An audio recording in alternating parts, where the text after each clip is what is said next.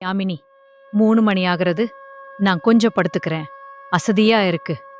உன் தங்கை ரோகிணி வரேன்னு சொன்னா. அவளை இன்னும் காணோம். என்ன ஒரு 4:30 மணிக்கா எழுப்பிடு. அவ வந்தா அந்த நகை விஷயத்தையும் பேசணும். சரிம்மா? அவ எனக்கும் ஃபோன் பண்ணல. அவ வந்தா எழுப்புறேன். மருந்து எடுத்துண்டியா? கொஞ்ச நேரம் ரெஸ்ட் எடுத்துக்கோ.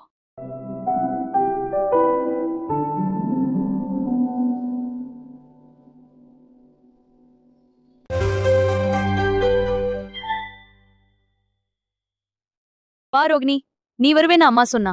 லஞ்சுக்கே வந்திருக்கலாமே. அம்மா எங்க? நான் வரேன்னு சொல்லியிருந்தேனே. அசதியா இருக்கு, நீ இப்பதான் படுக்க போனா.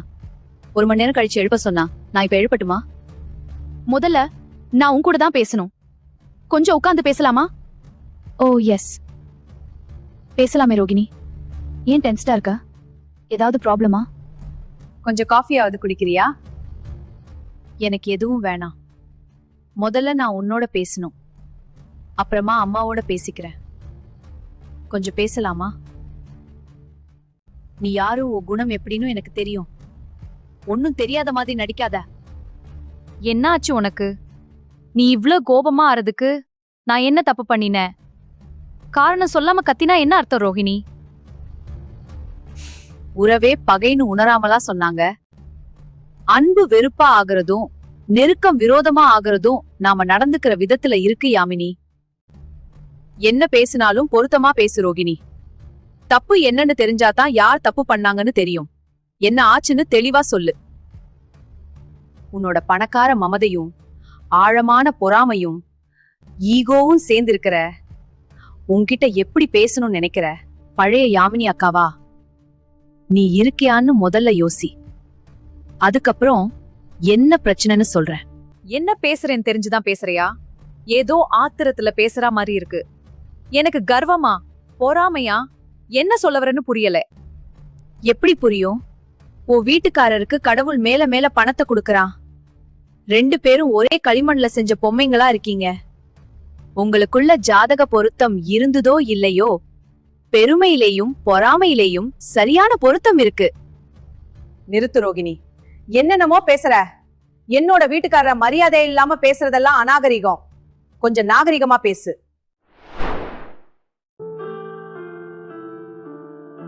மத்தவங்க வீட்ல ஏதாவது வாங்கினா உனக்கு மூக்குல வேர்க்கும். ஏன் வாங்கின? எப்படி வாங்கின? எங்க வாங்கின? இஎம்ஐல வாங்கினியா? எவ்வளவு ரூபாய்க்கு வாங்கின? டிஸ்கவுண்ட் கொடுத்தானா? வேற வாங்கி இருக்கலாமேன்னு கேள்விகளை அடுக்கடுக்கா கேட்டு கொடுமைப்படுத்துவ.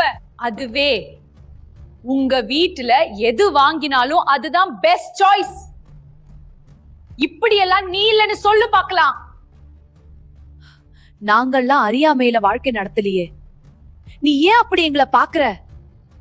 ஒரு அனுதாபத்திலையும் ஆசையிலையும் கேக்குறது உனக்கு தப்பா இருக்கா ரோகிணி? இதுதான் உன்னோட கோபமா?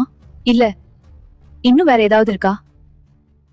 4 நாளைக்கு முன்னால எனக்கு தெரியாம அம்மா நகைகளை கொஞ்சம் வித்து உன் பொண்ணுக்கு வைர நெக்லஸ் வாங்கினது எனக்கு தெரியாதா என்ன? அத டெல்லியில இருக்கிற நம்ம மாமாவுக்கு போன் பண்ணி சொல்லிருக்க. என்கிட்ட சொல்ல கூட இல்ல. அம்மா நகைகள் உனக்கு மட்டும்தான் சொந்தமா? எப்படி என்கிட்ட சொல்லாம இருக்கலாம்? அதுக்கு பதில சொல்லு. உன்கிட்ட சொல்லாதது தப்புதான். நேர்ல வரும்போது அதையும் காமிச்சு சொல்லலாம்னு நினைச்சேன். முழுசா கேக்குற நிலைமையில நீ இருந்தா அத பத்தி இப்பவே பேசலாம். அதுக்கு ஒரு கால நேரம் வரணுமா? இப்பவே சொல்லு, நான் கேட்டுக்கிறேன். ரோகிணி, மேல கீழே சுத்துற ராட்னத்துல மேலேந்து பார்த்தா உலகமே தெரியும். கீழே இறங்கின உடனே தான் நிலைக்கு வருவோம். அதே மாதிரி நீ எதையுமே மேலேந்து பாக்குற. கிரவுண்ட் லெவல்ல ரியாலிட்டி பாக்கணும்னு சொல்றேன். உன்னோட ஊமையெல்லாம் எனக்கு தேவையில்லை. பேச்ச மாத்தாத, பதில சொல்லு.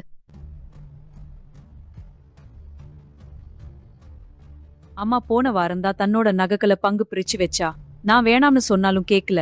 எனக்கு வயசாச்சு, இதுதான் ரைட் டைம்னு சொன்னா. இன்னைக்கு நீ வரும்போது அதை பத்தி பேசணும்னு இருந்தா. இன்ஃபேக்ட் எனக்கு நகைகள் நிறைய இருக்கு. உனக்கு தான் 2ம் பொன் பிள்ளைகளா இருக்குன்னு சொன்னேன். அதனால எனக்கு வேணாம்னு சொல்லி எல்லாத்தையும் உனக்கு தான் கொடுக்க சொன்னேன். என் பொண்ணு ஐஷு கல்யாணத்துக்கு நகை செய்யணும், அது உனக்கு தெரியும். அம்மா என்ன பாட்டியோட சீரா அந்த ரெட்டையோட சங்கிலியாவது சென்டிமெண்டா எடுத்துக்க சொன்னா. அதை மாத்தி வச்சுதான் வைர நெக்லஸுக்கு ஆர்டர் கொடுத்தேன். மத்த எல்லா நகைகளும் உனக்கு தான். இப்போவே எடுத்துக்கோ ரோகிணி. இத புரிஞ்சிக்காம நீ பேசுறது மனசுக்கு கஷ்டமா இருக்கு. ஏன் நீ பணக்காரின்னு காமிச்சு எங்களை ஏழையா காமிக்கணுமா? அதனாலதான் எனக்கே கொடுக்க சொன்னியா? நானும் நல்லாதான் இருக்கேன். எனக்கு உன்னை மாதிரி பணமும் பங்களாவும் இல்லையே தவிர்த்து. நான் சந்தோஷமா தான் இருக்கேன். எனக்கு சேர வேண்டியதை கொடுத்தா போதும். ரோஹிணி, நீ எதையுமே தப்பான கண்ணோட்டத்திலேயே பாக்கற. என்னோட தங்கைன்னு பாசத்துல பேசுறத அகங்காரமா எடுத்துக்கற. மனசுல பட்டதை சொல்றதால மமதையா எடுத்துக்கற. உன்னோட ஆலோசனைகள் எனக்கு வேணாம் யாமினி. அது ஏன் அம்மா உன்னோட இருக்கும்போது நகைகளை பிரிக்கணும்? செத்துடுவாளோங்கிற பயமா? இதோ பாரு ரோகிணி, நான் பொறுமையா பேசுறேன். ஆசை அழிஞ்சு போயிடும். கல்யாணத்துக்கு முன்னாடி நீ அப்படி இல்ல, இப்போ நீ மாறிட்ட. மத்தவங்களால உனக்குள்ள வர தாக்கங்கள் தான் காரணம். என்னோட ஹஸ்பண்ட் இன்ஃப்ளூயன்ஸ் செய்றான்னு சொல்ல வரியா? யாராவது சொல்லி கொடுத்துதான் உன் குணம் புரியணும்னு இல்ல. நிம்மதி இல்லாத மனசு எப்பவுமே அடுத்த தப்ப செய்ய தயாரா இருக்கும். அதுக்கு தயாரா நிக்கிறேன்னு நினைக்கிறேன். தப்புன்னு நீ எதை சொல்லற? உன் பொண்ண வளர்க்கற வளர்ப்பு எங்களுக்கும் தெரியும். உலகமே தெரியாத கூட்டுப்புழு மாதிரி வளர்த்துட்டு உனக்கு பெருமை வேற. ரோகிணி, உனக்கு அவ்வளவுதான் லிமிட். என்னோட பொண்ணை பத்தி பேச உனக்கு எந்த ரைட்ஸும் கிடையாது. விட்டா மேல மேல பேசுற. உன்னோட இன்ஃபீரியாரிட்டி காம்ப்ளெக்ஸ்க்கு ஒரு எல்லையே கிடையாதா? நீ முதல்ல ஒரு நல்ல டாக்டரா பாரு. உனக்கு இனிமே மரியாதை இல்ல.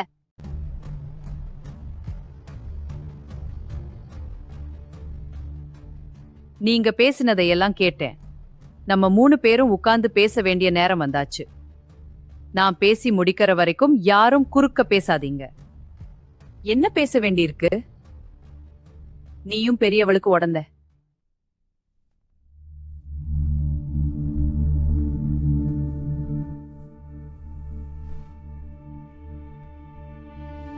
முதல்ல பேச வேண்டியது உங்ககிட்ட தான் ரோகிணி. சின்ன வயசுலேருந்தே மத்தவங்க மனசு வலிக்கிறா மாதிரி பேசுறதே பழக்கமாவே வச்சிருக்க. கொஞ்சம் பொறுமையா இருந்தா நல்லதே நடக்கும். நான் தான் அந்த நகைகளை பிரிக்க சொன்னேன். யாமினியோட பொண்ணுக்கு என்னோட ரெட்டையோட சங்கிலியை கொடுத்தது உண்மைதான். அதெல்லாம் தெரியாம வேற எந்த நகைகளும் வேணாம்னு யாமினி சொன்னதும் உண்மைதான். உனக்கு உபயோகமா இருக்கும்னு பெருந்தன்மையா சொன்னவளும் அவதான். அதே மாதிரி யாமினி உனக்கு பணக்கார மமதை கூடி நின்னதும் உண்மைதான். உங்கிட்ட புதுசா சேர்ந்த அந்த குணம் உன்னோட சந்தோஷத்தை கெடுத்துடும். அவங்களுக்கு பிடிச்ச வாழ்க்கைய அமைச்சுக்கிறது அவங்க இஷ்டம். நீ இருக்கிற மாதிரி இருந்தா தான் கரெக்ட்னு நீ நினைக்கிறது தப்பு. உங்களுக்குள்ள இருந்த அந்நியோன்யம் சின்ன வயசுல எப்படி இருந்தது? இருந்த ட்ரெஸ்ஸுகளை மாத்தி மாத்தி போட்டு அழகு பாத்தீங்க. வீட்ல எதுவுமே பொதுவா இருந்தது. எப்பவுமே 2 பேரும் ஒன்னா இருந்தீங்க. சேர்ந்துதான் பக்கத்துல இருந்த கடைக்கு போனீங்க. ஒருத்தருக்கு ஒருத்தர் துணையா நின்னீங்க. உங்க சின்ன வயசுல நாம ஏழையான குடும்பம் தான். அன்னைக்கு பணம் இல்லையேங்கிற ஏக்கங்கள் தான் இருந்தது. இன்னைக்கு அதுவே உங்களுக்குள்ளேயே பொறாமையா மாறிப்போச்சு. சந்தோஷங்கள் போய் சந்தேகங்களா மாறிப்போச்சு. அன்னைக்கு பெருமையா இருந்தது, ஆனா இன்னைக்கு வருத்தமா இருக்கு. பெருமைக்காக ஒருத்தரோட ஒருத்தர் சண்டை போட்டுக்கிறது எனக்கு கொஞ்சம் கூட பிடிக்கல. எவ்வளவோ பேர் கோடி கோடியா சொத்து வச்சிருந்தாலும் அனுபவிக்க முடியாம இருக்கான். அதுதான் விதி. கடவுளோட சோதனைகள்ல அதிகமும் இருக்கு, குறைச்சலும் இருக்கு. அது ஏன்னு அவனுக்கு தான் தெரியும். நம்மால அதை உணரத்தான் முடியுமே தவிர அதுல எந்த கிரெடிட்டும் நமக்கு கிடையாது. இந்த உலகத்துல நிரந்தரமான சந்தோஷமும் கிடையாது, கவலைகளும் கிடையாது. வெள்ளம் பெருகி போன அதே ஆறு அந்த வருஷமே வறண்டு போறதை பாக்கலையா? இலைகளோட அழகா இருந்த மரங்கள் இலையுதிர் காலத்தை பாக்குறது இல்லையா? ஒரு சமயம் வரவு வந்தா மறு சமயம் செலவு. இதெல்லாம் வாழ்க்கையில சகஜம். அப்பா இருந்திருந்தா இந்த நகைகளை எல்லாம் நான் போட்டு அழகு பார்த்திருக்கலாம். இப்போ இந்த நகைகள் எல்லாம் என்னோட சொந்தமா இருந்தாலும் அழகு பார்க்க எனக்கு மனசு வரலை. அதுதான் விதி. விதிப்படிதான் வாழ்க்கை. அதுக்கு ஒருத்தர் என்ன விளக்கம் வேணும்னா கொடுக்கலாம். ஆனா அது நடந்தே தீரும். ரோஹிணி, உன்னோட கணவர் பொறாமை இல்லாதவர், மத்தவங்களுக்கு ஹெல்ப் செய்யக்கூடியவர், எளிமையானவர். நான் ஒத்துக்கிறேன். ஆனா அவர் செய்யறதுதான் சரின்னு நீ நினைக்கிறதும் தப்பு. யாமினி, உனக்கு உன்னோட கணவர் தான் கிரேட் இன்டெலிஜென்ட் பணக்கார, அதையும் ஒத்துக்கிறேன்.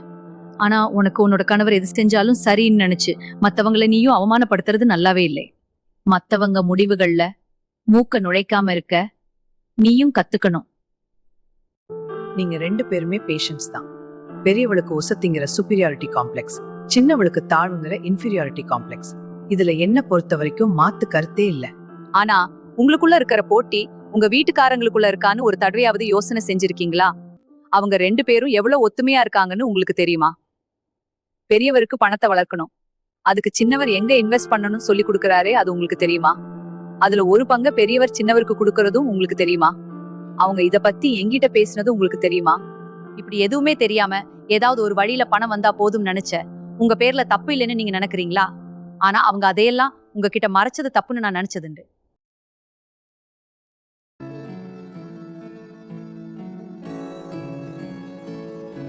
புரிஞ்சுண்டேமா. நாங்க அந்த மாதிரியெல்லாம் இருந்தது தவறுதாமா. என்னை மன்னிச்சுடு. I am sorry Rohini. நான் பேசினதெல்லாம் தவறுதான், கோபப்பட்டதும் தவறுதான். சாரி யாமினி, இனிமே அப்படி பேச மாட்டேன். யாருமா முதல்ல தப்பு பண்ணுனது? யாரோ தெரியல.